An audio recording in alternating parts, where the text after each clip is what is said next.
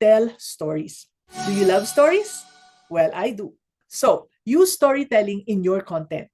Stories have the power to engage emotionally and to make your content more relatable. If you have not done so yet, start sharing real stories about your brand and your customer experiences. You can also create scenarios to show your product or service how it can be used by your customers. Let me introduce to you Camille. Back then, she was only posting her cookies that she sells. And she would even create eye-catching graphic designs. Except for the likes and comments of people who personally know her, her posts would often go unnoticed. As she got frustrated, she sent me a message and asked me for help. And the solution I gave her? Well, I told her this. Camille, you have a good eye for designs, and you know how to craft captions for your content, but it lacks the emotion for your audience to connect with you. What you need, Camille, is to add more stories.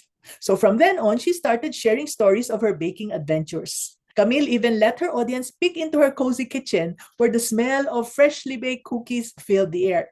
Camille shared the joy of rolling dough with her daughter on lazy Saturday afternoons, and her customers loved hearing about the inspiration behind her unique cookie flavors. Now, these stories emotionally bonded with her audience, and they made them feel like they were baking memories alongside Camille in her kitchen.